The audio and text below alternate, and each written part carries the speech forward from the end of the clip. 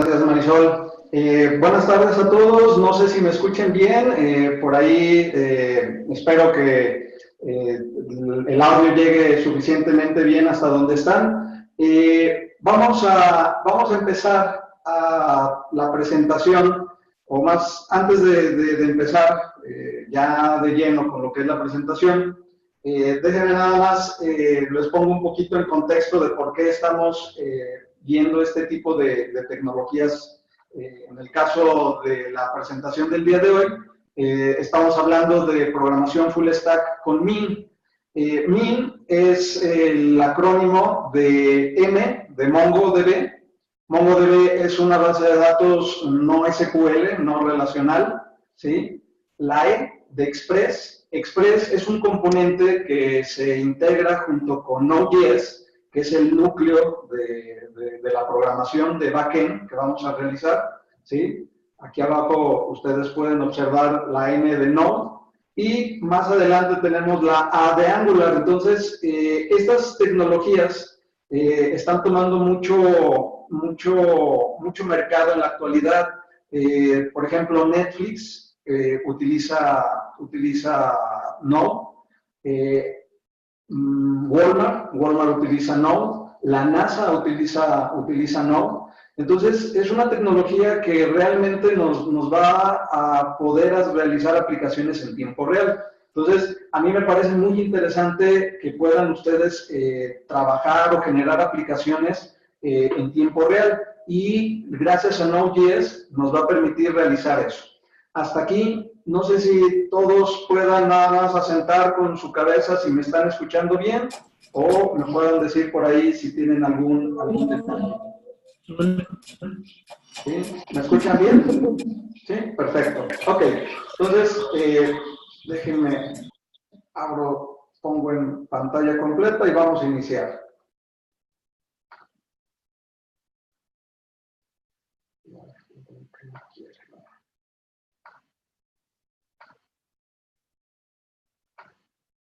Ok.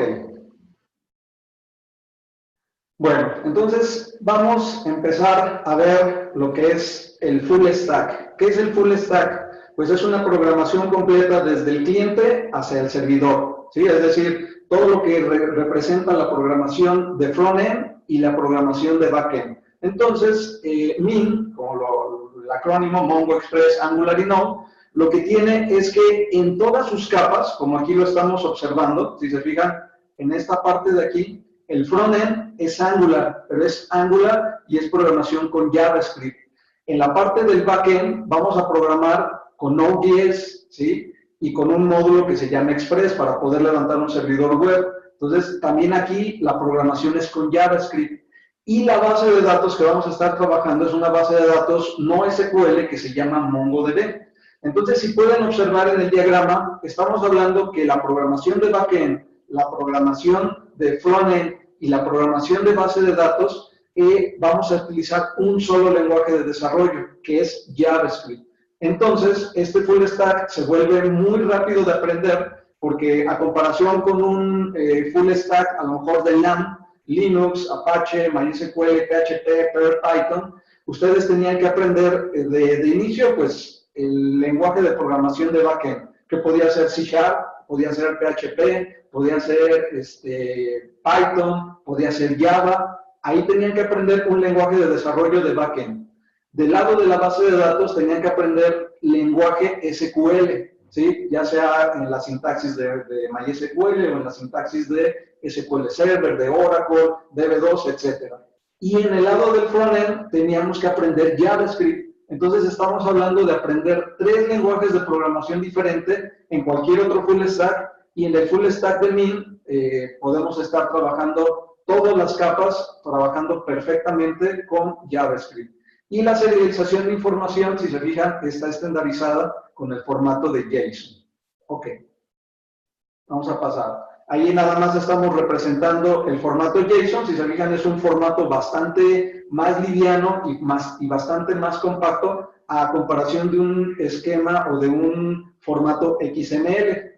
El simple hecho de que ustedes utilicen JSON en sus aplicaciones o la serialización y el intercambio de información les va a ayudar a optimizar el ancho de banda del canal un 50% en relación a que si estuvieran utilizando serialización con XML. Esto quiere decir que la información que va desde el servidor hacia el cliente y del cliente hacia el servidor se serializa en dos formatos, ya sea JSON o XML.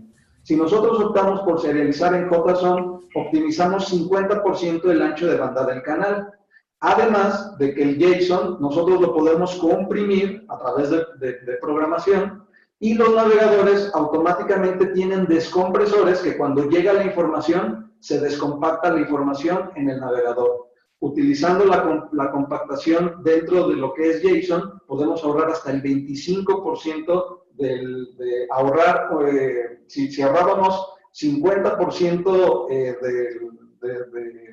de comunicación utilizando JSON, pues todavía ahorramos, sería que el 75% del ancho de banda, y entonces eso es bastante eficiente y eso hace que las aplicaciones actuales, las aplicaciones web, puedan parecer aplicaciones en tiempo real, casi de escritorio. Ok, Node.js, ¿qué es Node.js? Bueno, más adelante vamos a hablar más a detalle.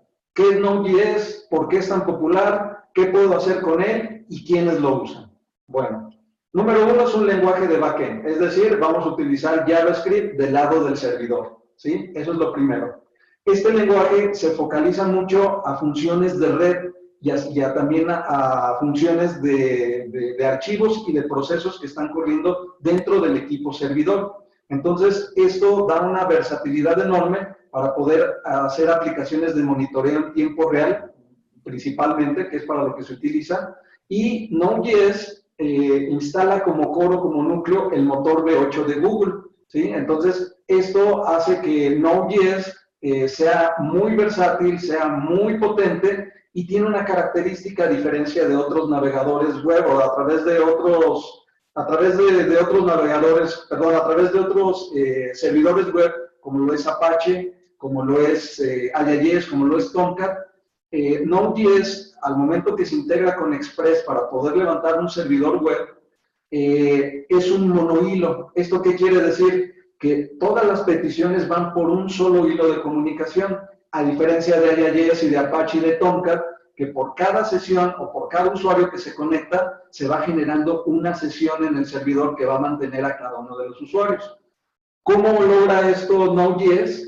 Porque esto lo logra gracias a que Node.js, su programación es una programación asíncrona. Si nosotros queremos programar en Node.js, vamos a tener que programar de manera asíncrona, no vamos a programar de una manera tradicional.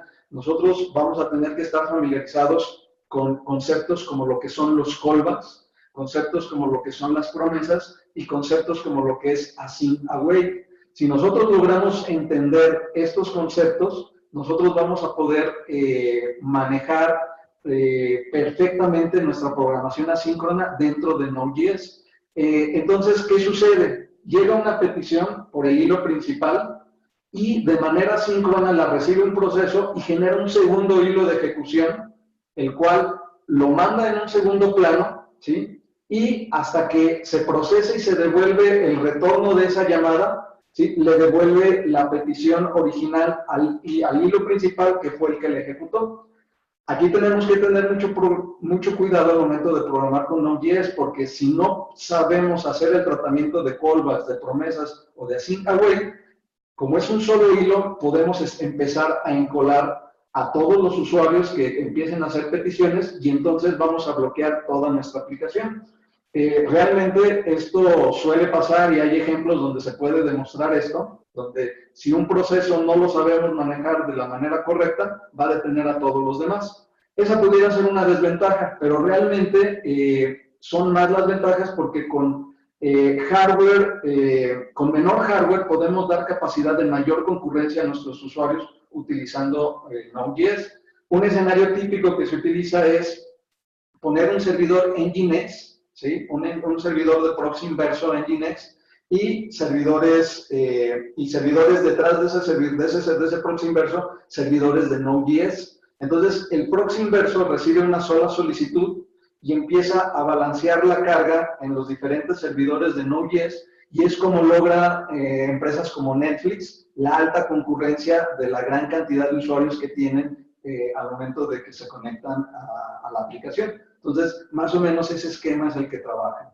¿Qué puedo hacer con Node.js? Bueno, ya hablé un poco de eso, comunicaciones con sockets para poder tener aplicaciones en tiempo real, manejo de archivos del file system. Nosotros, por ejemplo, en gobierno del estado de Guanajuato, todas las facturas XML, los archivos XML de los contribuyentes que el gobierno del estado les hace algún cobro, nosotros vamos almacenando todos los archivos XML en el sistema de archivos, en un sistema de archivos Linux, y a través de Node.js y de MongoDB, lo que hacemos es, leemos millones y cantidades de XML que se generan por mes y diarios, y los almacenamos en una base de datos de MongoDB. Esto no podría ser así de maravilloso y así de posible si no fuera gracias a Node.js. Node.js nos permite realizar eso en una velocidad impresionante. Les estoy hablando que para hacer el traslado de esas facturas, esos archivos XML y almacenarlos en formato JSON a MongoDB, nos tardamos en aproximadamente, estoy hablando de unos 400,000 registros, ¿sí? Que tienen que leer 400,000 archivos, toda la estructura XML de cada factura, ¿sí? Hacer la lectura, transformar y hacer la serialización a JSON, ¿sí? O sea, porque ese XML se tiene que transformar a JSON y posteriormente guardarlo en MongoDB, ¿sí? Ese proceso, si se fijan, es un proceso bastante pesado para el sistema operativo, para el sistema de archivos, para la red, y nosotros nos tardamos aproximadamente en 400,000 registros, 5 minutos en hacer todo ese traslado, ¿sí? Dependiendo también de las capacidades del servidor. Entonces, bueno, ese es un ejemplo para lo cual nosotros estamos utilizando Node.js. Conexiones a base de datos relacionales y no relacionales, es decir, Node.js no necesariamente va casado con MongoDB, nos podemos conectar sin ningún problema a una base de datos SQL, como MySQL, como Oracle, como SQL Server, sin ningún problema. Y podemos crear servicios REST de una manera muy fácil y en segundos. Realmente es impresionante, ¿sí? Esto es algo que les decía, entradas y salidas que no se realizan por bloqueos del servidor. Era lo que ya les había comentado, que cómo funcionan un solo hilo de ejecución, ¿sí? Es sumamente rápido y fácil de configurar y no depende o utiliza un gestor de paquetes que se llama NPM o NPM, en donde existen N cantidad de librerías de lo que ustedes se puedan, antes de que se pongan ustedes a desarrollar algo para Node, primero revisen si no existen NPM. La verdad es muy versátil la cantidad de componentes y de librerías que ya existen para Node.js en esos repositorios de NPM. ¿Sí? Express. Express es un componente, es un módulo adicional que funciona en conjunto con Node.js para crear un servidor web, ¿sí? Es decir, Node.js no es un servidor web, Node.js es el corazón, ¿sí? Es el corazón, y Express es aquel middleware o aquella librería que nos da la funcionalidad de poder ejecutar un servidor web en segundos con Node.js. Es realmente impresionante cómo funciona este servidor Express. Déjenme ver si tengo un pequeño detalle con una máquina virtual que trataba de echar a volar para poder hacer algunas muestras, pero bueno, si no, no hay ningún problema. Ahorita sobre la marcha les voy enseñando a qué me refiero. Ok, Angular. Angular es un framework de desarrollo del lado de frontend. Una de las desventajas que en la actualidad Angular presenta ante sus competidores como Vue o como React es que, si se fijan, aquí dice Angular JS. Angular JS fue la primera versión de Angular que Google sacó al mercado. Sin embargo, tuvieron que reestructurar toda la arquitectura del lenguaje, del framework, y tuvieron que sacar en manera paralela dos hilos de desarrollo, ¿sí? Dos ramas de desarrollo. El AngularJS y el Angular 2, que después se convirtió en Angular 3, y en muy poco tiempo en Angular 4, y luego no sé si hubo Angular 5, pero luego salió Angular 6, luego salió Angular 7, y ahorita estamos en Angular 8. Ese cambio tan revolucionado de versiones fue lo que hizo que muchos desarrolladores fueran a voltear a ver otras opciones como React o como Vue, ¿sí?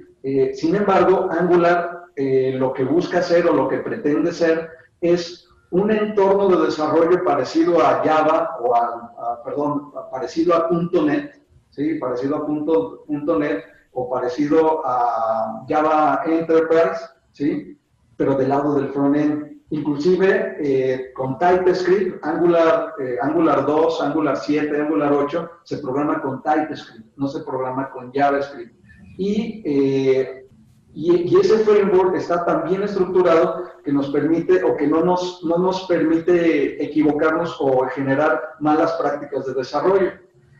Con React y con Vue son librerías más libres, donde no hay tanta restricción y dejan al gusto del programador poder establecer sus patrones de diseño y sus arquitecturas para poder trabajar con él, ¿sí? Vue y React han ganado mucho terreno y le han ganado mucho terreno a Angular número uno, porque es más fácil de aprender, la curva de aprendizaje quizás es muchísimo más fácil de digerir que con Angular, y además que Angular, pues con sus cambios de versiones tan rápido, pues ha ido perdiendo adeptos. Pero bueno, si a mí me preguntan, el mejor framework ahorita para desarrollar, para mí, es una opinión muy personal, sería Angular en su versión 7 actualmente. Y bueno, llegamos aquí a MongoDB, donde MongoDB es una base de datos no SQL, ¿sí? Es un motor que fue creado en C++, y realmente lo que almacenamos en esta base de datos pues es estructuras XML. Ahorita, más adelante, voy a tratar de hacer un ejemplo para que ustedes puedan ver, ¿sí? Entonces, bueno, ahí los tenemos. Mongo, el sistema de base de datos. Express es el backend, hablando de un backend web, es decir, un backend que me permite proveer servicios REST, eso es Express, utilizando Node.js. Angular, que es la parte de frontend, y bueno, Node.js es el núcleo y es el entorno de desarrollo de JavaScript del lado del servidor. Entonces, bueno, no sé si hasta aquí todos me vayan siguiendo, si he sido claro. Por aquí, y sí, realmente aquí me comentan en el chat que son cada 6 meses los releases de Angular, ¿sí? Y entonces los desarrolladores tenemos que irnos adaptando a esos cambios tan repentinos, y que luego, esa es otra desventaja, que la versión de Angular 4 ya no jala, bueno, la versión de Angular 5 o 6 ya no jala o ya no funciona de la igual manera que como funcionaba en Angular 4, y tenemos que estar haciendo adaptaciones y adecuaciones, y eso a final de cuentas es tiempo de desarrollo. Pero bueno, ya ahorita creo que ya va esto a estar más estable, y entonces creo que podemos hablar o podemos ver si el tiempo le da la razón a Angular para poder emparejarse o ganar terreno ante sus competidores. Aquí en este esquema es lo que se trata de representar aquí básicamente es el cliente, ¿sí? O el cliente o el navegador, ¿sí? Aquí hace una solicitud. Esto, imaginen ustedes que es un navegador web, ¿sí? Donde está corriendo el framework de Angular, ¿sí? Esa aplicación desarrollada en Angular va a hacer requests o solicitudes al núcleo de Node.js, que a su vez esas solicitudes se las va a pasar a Express. Express, reitero, es el servidor web con el que vamos a estar trabajando directamente con Node. Y aquí están las APIs REST. La API REST se conecta a MongoDB. MongoDB devuelve a Express la información que a través de Node.js se serializa y llega al cliente, ¿sí? Al cliente de Angular, el cual presenta en pantalla esta información. Entonces, bueno, ahí está más o menos En esos 4 pasos, ¿sí? Se hace una solicitud, se parsea la solicitud, se obtienen los datos, se devuelven y listo, ¿sí? Entonces, más o menos así es como funciona cualquier aplicación.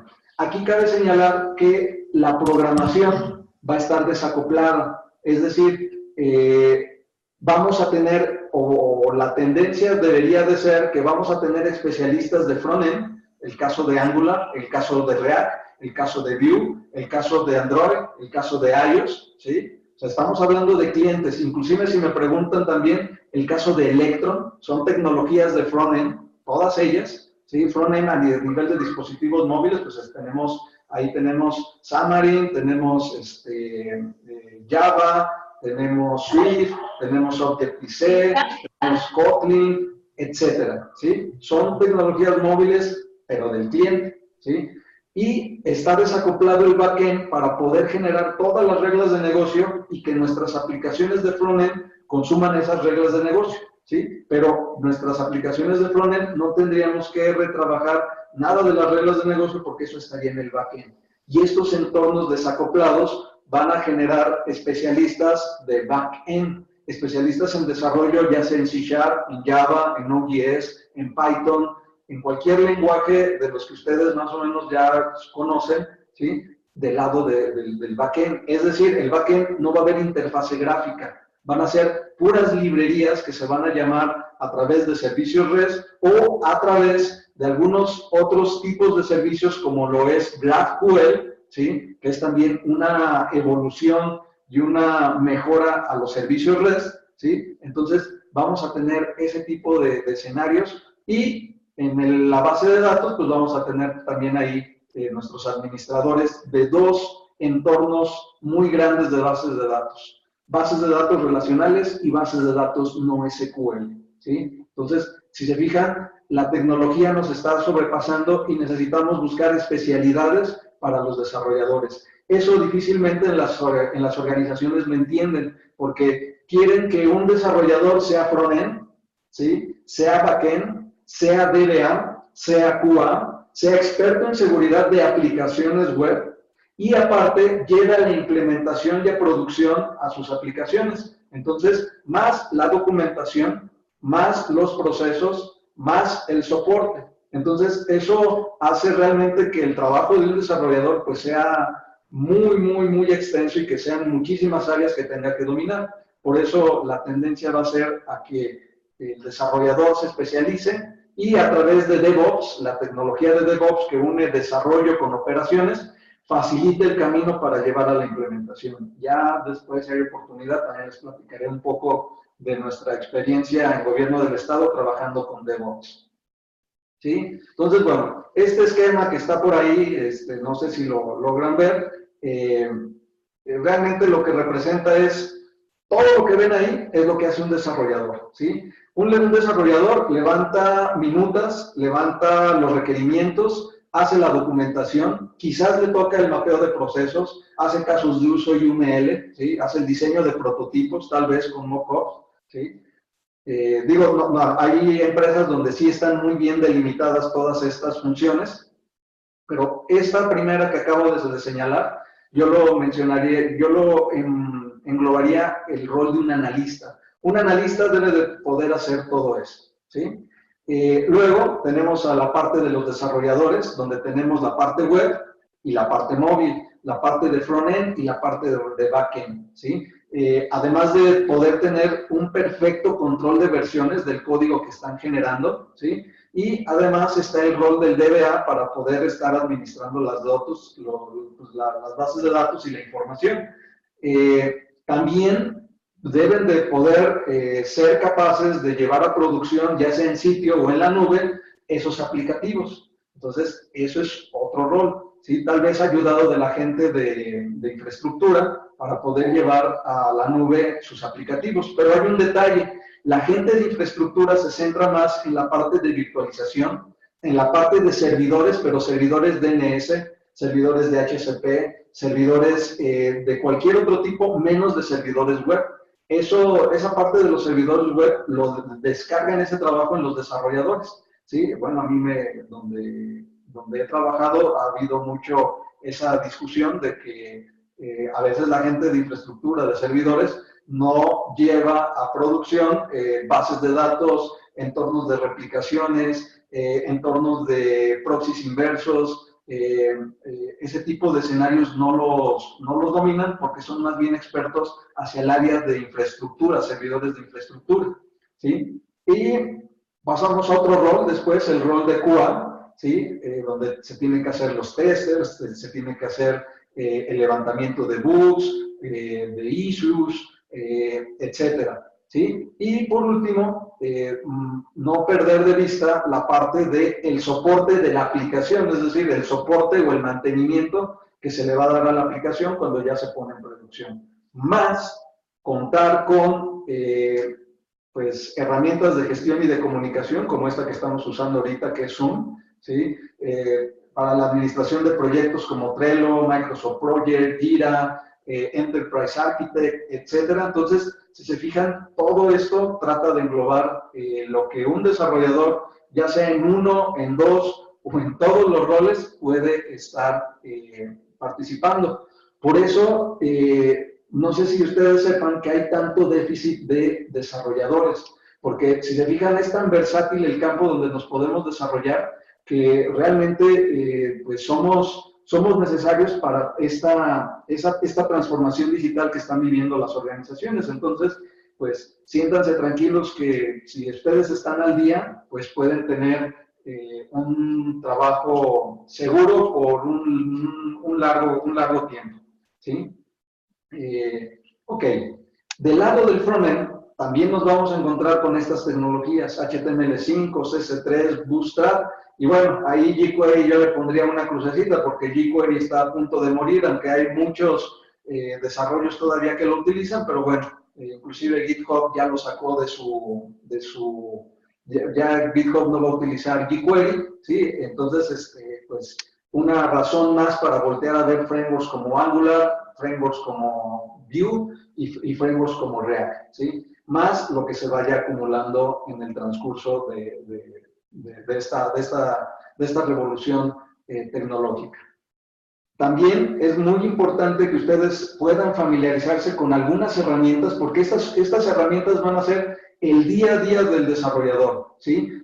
Por ejemplo, aquí vamos a, déjenme paso a la que sigue. Por ejemplo, Yeoman nos ayuda a generar todo el scaffolding de nuestro proyecto de una manera muy fácil, muy ágil, sin necesidad nosotros de estar trabajando en eso. Bower es un administrador, un gestor de dependencias o de paquetes tipo apt-get o yum de Linux, ¿sí? Este más bien se utiliza para sistemas Mac, que era lo que, perdón, no, lo estoy confundiendo con Homebrew.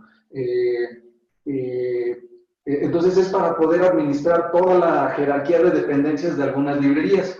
Y tenemos también algunos servidores para automatizar las pruebas como Grunt, ¿sí? Aquí nosotros, si sabemos utilizar Grunt, podemos automatizar nuestras pruebas para que podamos nosotros ver si pasan o no pasan dependiendo de diferentes criterios y diferentes condiciones o supuestos que se plantean desde QA para nuestro proyecto. Esto aunado, y que no lo tengo aquí, pero Jenkins, ¿sí? Jenkins nos ayuda también a automatizar muchísimo de nuestro trabajo. Entonces, lo que se busca es que el desarrollador se dedique a desarrollar y todas las tareas de automatización puede utilizar algunas de estas herramientas para poder hacer más ágil y más rápido su trabajo. Entonces, en resumen, tenemos un pack de herramientas que debemos de dominar o que debemos de conocer o por lo menos saber qué hace cada una de ellas para poder saberlas desplegar y saberlas trasladar a equipos de desarrollo que a lo mejor están bajo nuestro liderazgo. O algo más que tenemos que aprender es la parte de control de versiones. Tenemos a Git, tenemos a GitHub, tenemos a GitLab, tenemos a Bitbucket. Realmente pueden utilizar el que ustedes quieran, ¿sí? el que sea más, o el que ustedes sean más, con los que se encuentren más familiarizados, pero realmente necesitan, sus proyectos de desarrollo necesitan tener un control de versiones, ¿sí? Aunque sea interno, a través de Git de escritorio, ¿sí? Aunque a lo mejor no lo suban a un repositorio, pero sí un Git interno para poder tener todo el control de versiones de su código fuente, ¿sí? Y bueno, aquí hay algunos ejemplos de cómo se trabajan las ramas dentro de Git, no voy a entrar mucho a detalle aquí, ¿sí? Otra herramienta que nos va a facilitar mucho el desarrollo del lado del frontend es el Visual Studio Code, ya que tiene una gran cantidad de plugins inmensa, ¿sí? Que nos va a ayudar a hacer muchísimo más rápido nuestro trabajo, va a generar plantillas para poder escribir código de una manera más rápida. Y la verdad, muchos desarrolladores que han utilizado WebStorm, que han utilizado Atom, Sublime, se han cambiado a Visual Studio Code porque de verdad es una maravilla. Si no han tenido oportunidad de trabajar con él, se los recomiendo ampliamente, ¿sí? Ojalá haya más oportunidades de que nos podamos reunir. Me gustaría, a lo mejor en otra oportunidad, poderles dar a conocer todo esto que estoy hablando de manera teórica, hacer en una hora, ¿sí? En una hora un ejemplo completo, ¿sí? De lo que estoy hablando aquí. Es decir, construir un frontend en Angular, muy sencillo, obviamente, muy sencillo. Generar un backend con Node.js, una API REST muy rápida y muy sencilla, y poder conectarnos a MongoDB. Obviamente, para poder hacer esto, necesitan ustedes tener instalados muchísimas de las herramientas que acabo de mencionar. Entonces, si hay oportunidad, por ahí pudiéramos organizarlo, ¿sí? Y bueno, aquí Visual Studio Code tiene la ventaja de que corre en Windows, corre en Linux y corre en Mac, ¿sí? Sin ningún problema van a poderlo utilizar en el sistema operativo de su preferencia. Además, el entorno de desarrollo no solamente se va a quedar ahí, nosotros vamos a tener que poder evolucionar a subir nuestras aplicaciones a la nube, como es Amazon Web Service, ¿sí? Donde, si se fijan, Amazon ya tiene un despliegue completo para aplicaciones en .NET, en Java, en Node.js, en Python. O sea, realmente es un monstruo Amazon para poder nosotros hacer el despliegue de nuestras aplicaciones.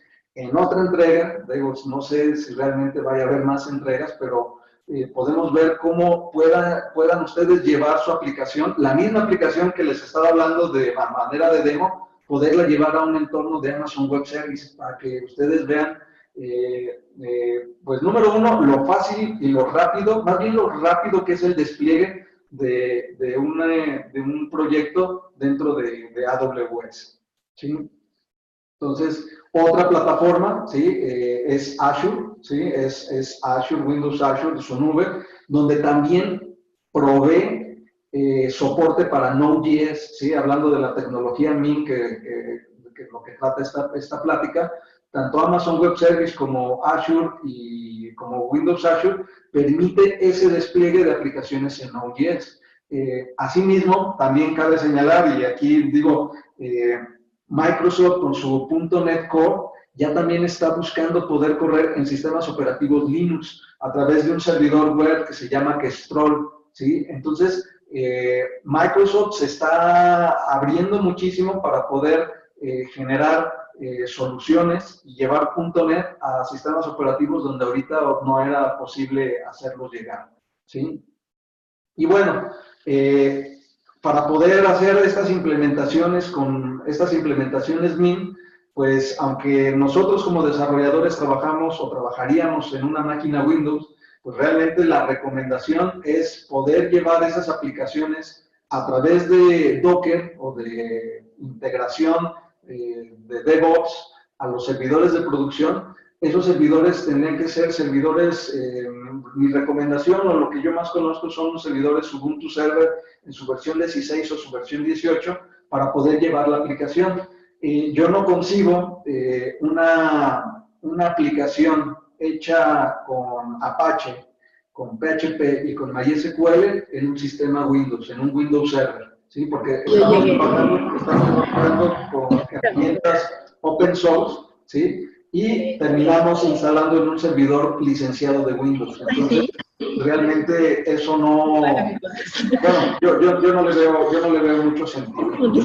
Pero bueno, cada quien es libre de poder hacer las instalaciones en los entornos que quiera. Pero la recomendación es que este entorno MIN pueda correr también, si su decisión es correrlo en sitio, que pueda correr a través de un servidor Ubuntu Server en su versión 18. Además, que utilizando Docker en Linux, podemos tener una integración muy transparente para llevar a producción nuestra aplicación. Explico rápidamente Docker, aunque no es parte de la plática, pero en el sistema operativo Linux, ¿sí? Nosotros instalamos una herramienta que es Docker.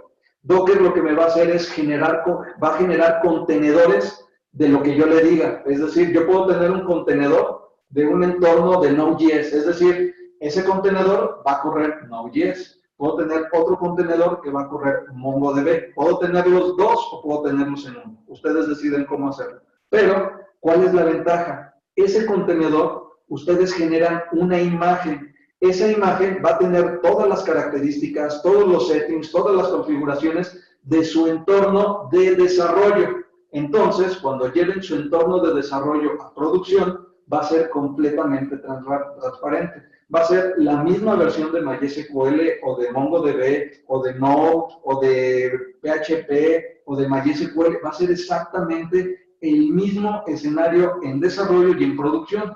No sé si los que me estén escuchando hayan tenido algo de experiencia al llevar servidores a producción. Es muy distante lo que es el entorno de desarrollo al entorno de producción.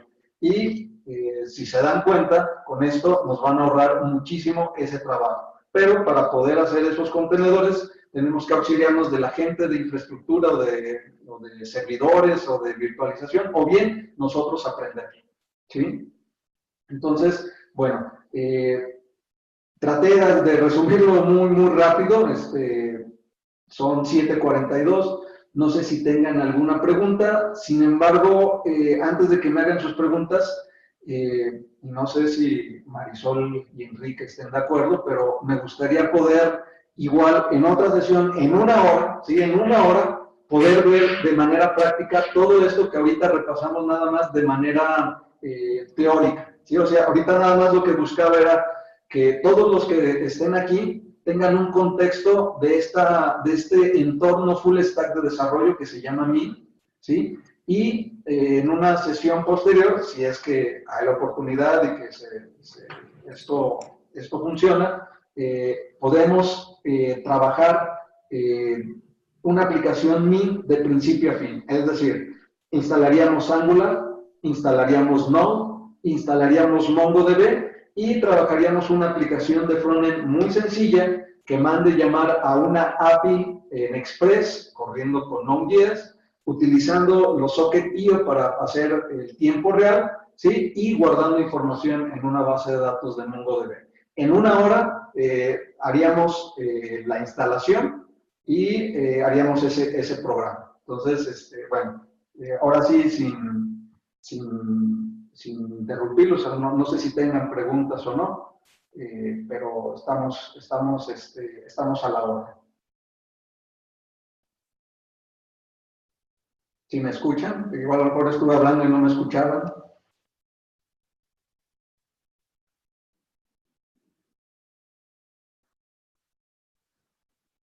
Igual, si no quieren, si les da pena, si les da pena hablar en público, está el chat, yo aquí lo estoy leyendo, ¿sí? Me dicen que estaría padre que se hiciera la parte de las instalaciones y del ejemplo aquí para que todos se lleven eso y que puedan, por lo menos, vivir la experiencia de construir este tipo de aplicaciones porque es una experiencia completamente diferente, ¿eh? O sea, si están acostumbrados a desarrollar en .NET, en Java o en PHP, la experiencia de desarrollar este tipo de aplicaciones es completamente diferente. Y ya lo van a ver, y bueno, me gustaría que lo vieran.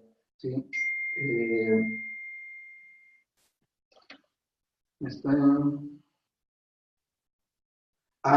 Bibliografías. qué bueno que preguntan de bibliografías. Sí, sí, hay N cantidad de bibliografía. Yo les puedo hacer llegar, no sé si vaya a haber algún sitio, algún repositorio donde estén ustedes, que les esté llegando a ustedes. Yo les puedo dejar muchísima bibliografía para que ustedes puedan irse documentando e ir teniendo más contexto de este tipo de tecnologías. Sí, de hecho, por aquí traigo a la mano este libro. Por ejemplo, este es un libro que lo voy a acercar. ¿Sí? Yo, mucho de lo que he dado de mis clases y de lo que he aprendido ha sido en este libro. ¿Sí? Node.js trae algunos, pues trae códigos, miren, trae muchos ejemplos y ustedes se pueden ir familiarizando pues con la programación poco a poco de lo que es Node.js. ¿Sí? Ahí están algunos datos del editorial. ¿Sí? Espero que se alcance a ver. Y bueno, esa es una de Node.js, ¿sí? Pero hay documentación de Angular, hay documentación de Express. Si quisieran aprender así bien, el mejor maestro es Internet, ¿sí? Hay muchos tutoriales en YouTube. También hay muchos cursos en Udemy donde ustedes pueden estar familiarizándose con este tipo de herramientas. Y bueno, es como yo les comparto las experiencias de cómo yo he aprendido. ¿Sí? Más o menos así.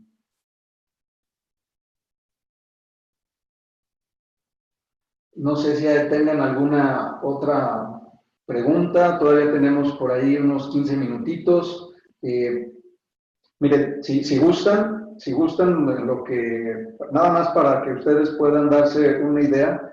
Miren, ahorita, por ejemplo, vamos a correr la base de datos de MongoDB aquí en mi máquina. ¿Sí? ¿Sí?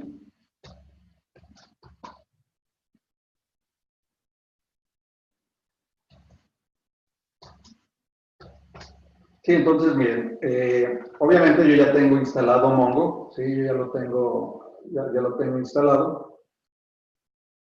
Y ya una vez que se me fue. Ya una vez que lo tienen instalado, aquí hay un demonio que es el MongoD, ¿sí? Es una instrucción, es un comando, ¿sí? Y el menos dbpath le dice la ruta donde va a arrancar la base de datos. Entonces, bueno, ahorita lo voy a echar a volar. Salen ahí, pues, sí, algunas muchitas letras, ¿sí? Que es realmente lo que está haciendo, pues está levantando el servicio. Y aquí lo importante que quiero que vean es que aquí dice esperando por conexiones en el puerto 27017. Ese es el puerto donde está corriendo MongoDB.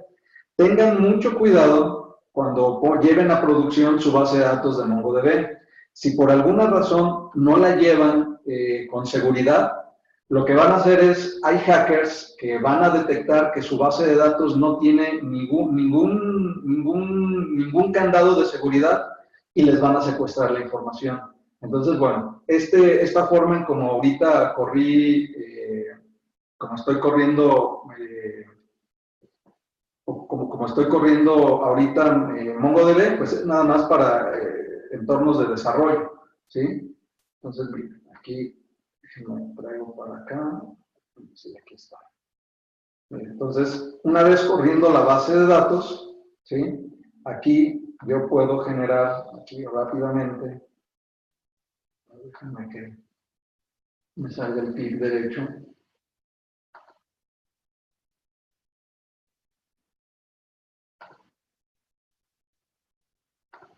Ahí está.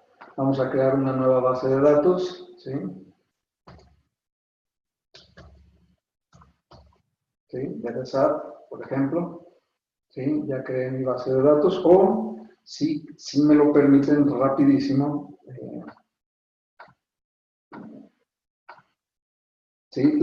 Aquí ya no existen tablas, se llaman colecciones, así es como se les conoce dentro de MongoDB, no se les llaman tablas, se les llaman colecciones. ¿Sí? Entonces, Vamos a ponerle, no sé, facturas. ¿Sí? Y vamos a insertar un documento. Por ejemplo, emisor, ¿sí? Emisor, vamos a poner gobierno. RFC, ¿sí? Y bueno, ahí iría el RFC de gobierno. ¿Sí? No sé, y el total de la factura, por poner un ejemplo. ¿Sí? Validamos, JSON, si eligen, esto es formato JSON, salvamos, y si le damos aquí, ya tenemos nuestro primer documento en MongoDB y la información está almacenada en formato JSON.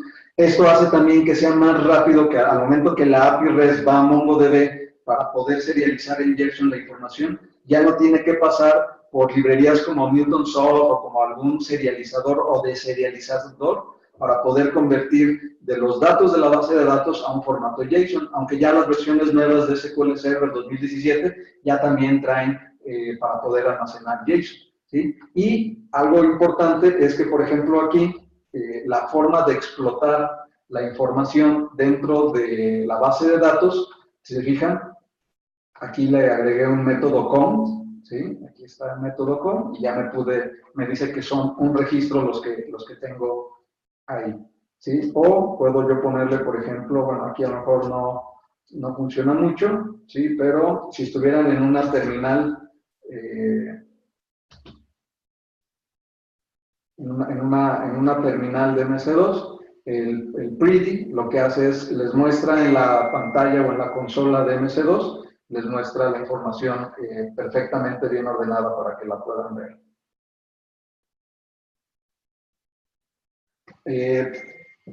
Platicando un poquito en relación a la seguridad. La seguridad es un tema que se habla mucho en la parte de infraestructura de redes, en la parte de servidores, o sea, podemos hablar de hardening de servidores, podemos hablar de seguridad en el tema de comunicaciones, seguridad de VLAN, seguridad en Cisco, seguridad perimetral, firewalls, etcétera. Pero lo que nunca hablamos o lo que nunca tocamos es las aplicaciones, ¿sí? Las aplicaciones, podemos tener la mejor seguridad en appliance, en hardware, en servidores, pero si no tenemos protegida nuestras aplicaciones, vamos a ser vulnerables.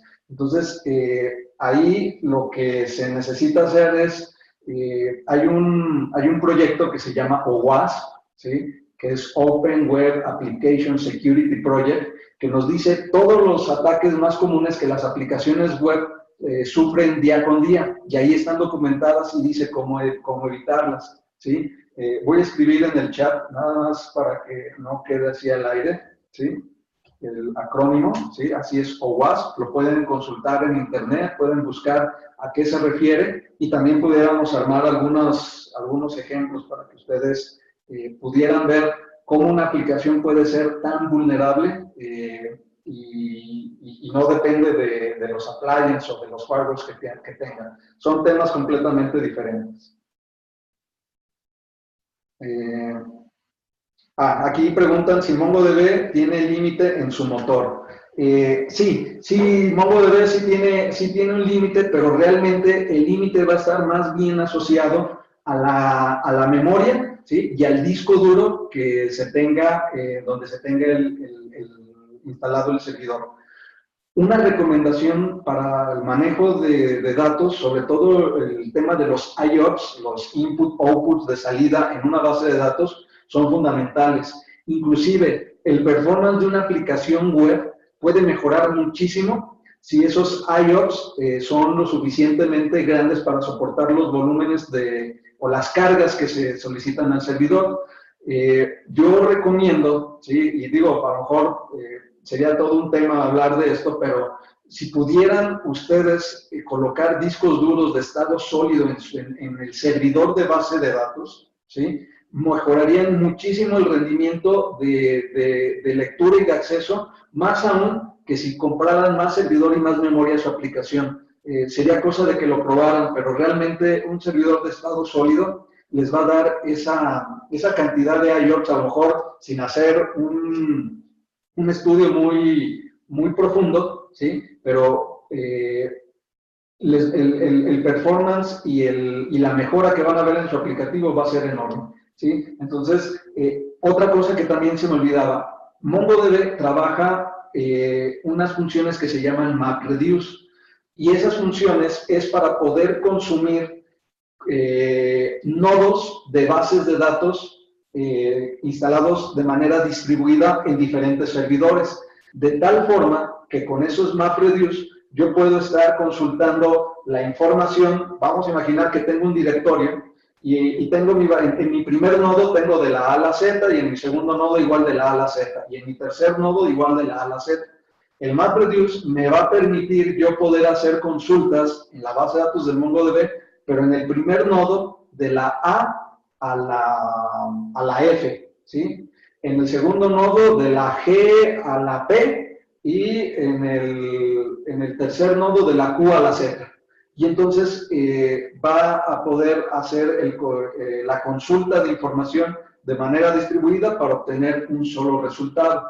Eso es algo que también trae MongoDB, es funciones MapReduce. Y estamos hablando ya de que si queremos almacenar información y estamos pensando en un Big Data, MongoDB pudiera ser una muy buena opción para poder estar explotando la información a través de MapReduce.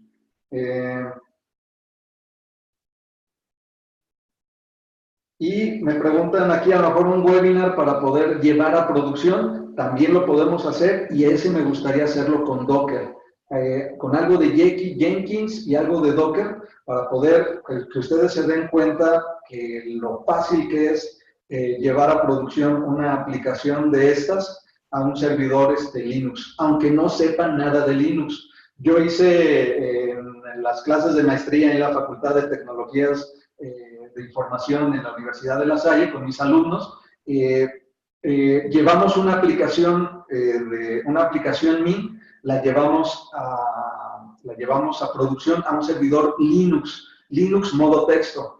El mayor problema de mis alumnos para poder ejecutar esa tarea no fue Linux en sí, sino fue cómo conectarnos a Linux, ¿sí? Y cómo pasar la información, y a lo mejor 2 que 3 comandos que se tenían que aprender para poder hacerlo, nada más. Todo lo demás fue completamente transparente, porque no tuvieron que hacer ellos de propia mano ninguna instalación, ¿sí? Ninguna instalación. Levantaron un contenedor y sobre ese contenedor hicieron ya el alojamiento de su aplicación. Entonces, sí podríamos, o les podría compartir de mi experiencia para poder llevar aplicaciones en contenedores. En Gobierno del Estado acabamos de montar un servidor de MongoDB a través de Docker con un contenedor, ¿sí? Y es muy fácil hacerlo realmente. Obviamente hay que conocer la arquitectura de Docker, pero bueno, sí se podría hacer sin ningún problema. No sé, ya estamos cerca de terminar, son cerca de las 8 de la noche, siendo respetuoso con los tiempos. No sé si exista alguna otra pregunta, yo estoy a sus órdenes.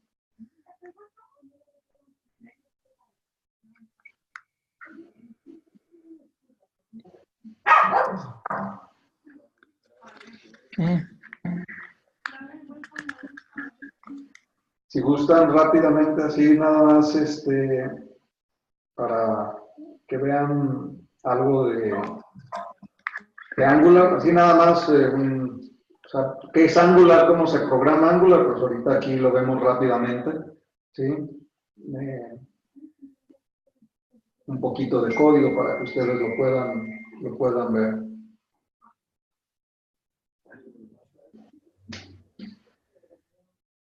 Para la siguiente sesión, pues si es que se va a hacer, no sé.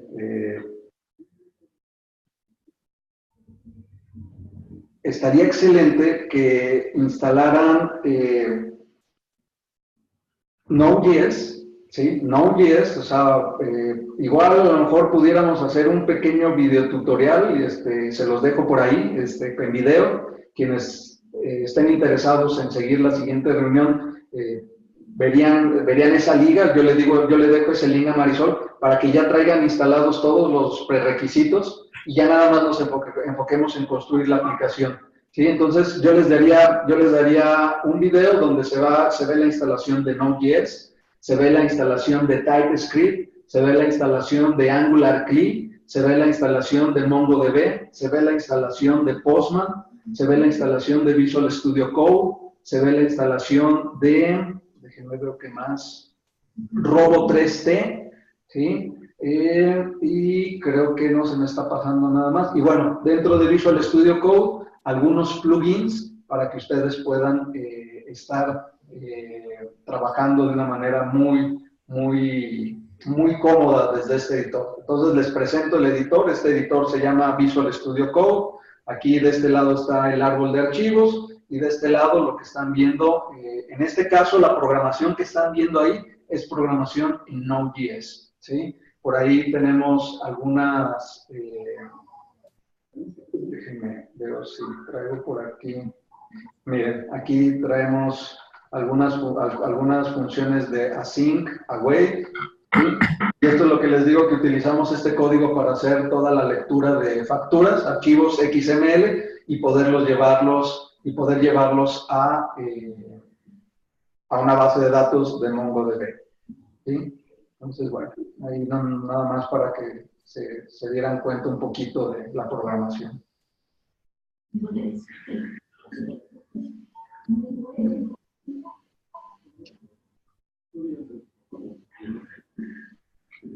No sé, Marisol, preguntan que si hay alguna lista de correo, grupos de WhatsApp para enterarse de las fechas de los webinars más rápido.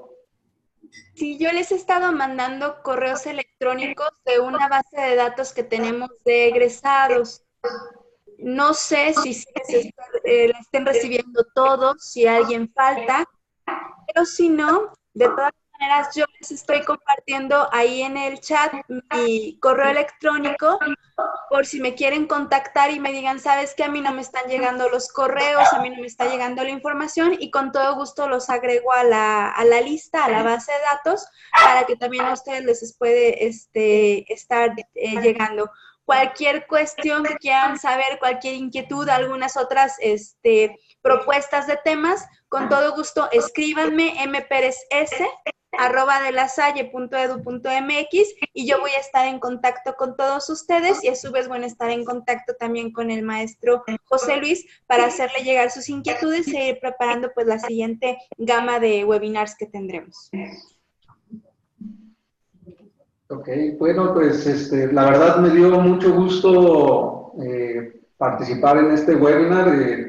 La verdad es raro, es diferente, es una experiencia diferente. Espero que de aquel lado no se hayan, no los haya aburrido, porque hoy vimos casi pura parte teórica, pero créanme, detrás están por descubrir, los que estén interesados están por descubrir un mundo de posibilidades, sobre todo si les gusta el desarrollo. No, de verdad, es inimaginable lo que pueden construir con este tipo de soluciones y de avances.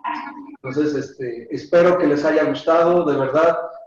Se hace con mucho cariño, agradecerle a Marisol, al maestro Enrique Aguilar, porque gracias a ellos esto es posible, y que a final de cuentas creo que esto se hace con mucho cariño, y que a final de cuentas la facultad no los olvida, y que siempre están las puertas abiertas para que ustedes se puedan actualizar y puedan tener con esa actualización también una mejor calidad de vida, un mejor ingreso para ustedes y para sus familias. Entonces, nunca dejen de estudiar. Esa sería a lo mejor la recomendación que yo les daría. Siempre procuren estar aprendiendo una cosa nueva al día. Y bueno, pues aquí gracias a Marisol y Enrique nuevamente por poder facilitarles a ustedes a través, en este caso a mí me tocó el día de hoy, pero bueno, me imagino que vendrán más profesores para que ustedes puedan o animarse a estudiar una maestría o estudiar